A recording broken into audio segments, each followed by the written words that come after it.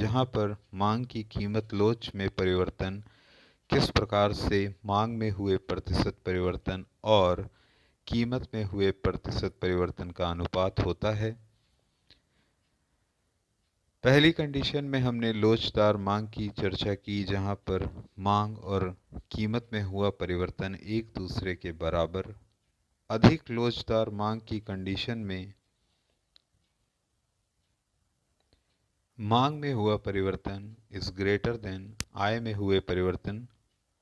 उसके बाद हमने चर्चा की पूर्णतः बेलोचदार मांग, जहां पर प्राइस में हुआ परिवर्तन शून्य हो जाता है और मात्रा में हुआ परिवर्तन चलता रहता है। फिर हमने चर्चा की बेलोचदार मांग पर, जहां पर जो कि अपोजिट था अधिक लोचदार मांग के, आय में हुआ परिवर्तन ज़्यादा होता है मांग में हुए परिवर्तन के।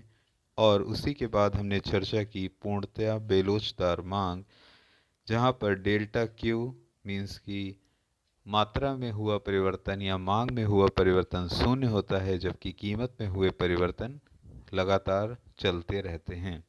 अब हम मांग की आय लोच या इनकम इलास्टिसिटी ऑफ डिमांड पे चर्चा करेंगे। इनकम इलास्टिसिटी ऑफ डिमांड बराबर होता है मांग में हुए परिवर्तन अपॉन आय में हुए परिवर्तन। दोनों ही परसेंटेज में रहेंगे, प्रतिशत परिवर्तन को ही मान्य किया गया है। सबसे पहले मांग की अनंत आय लोच निकाली जाती है, जहां पर आय में हुए परिवर्तन शून्य होते हैं और मांग में हुआ परिवर्तन लगातार बदलता रहता है। इसके बाद हम मांग की आय लोच इकाई से अधिक होने पर मांग में हुआ परिवर्तन ग्रेटर देन आय में हुए परिवर्तन के बराबर होता है।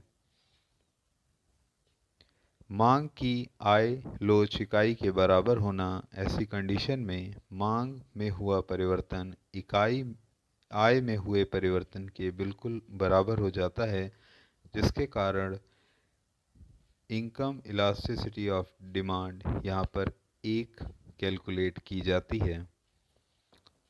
मांग की आय लोच की इकाई से कम होना, इसका मतलब है कि आय में हुए परिवर्तन मांग में हुए परिवर्तन से ज़्यादा होते हैं।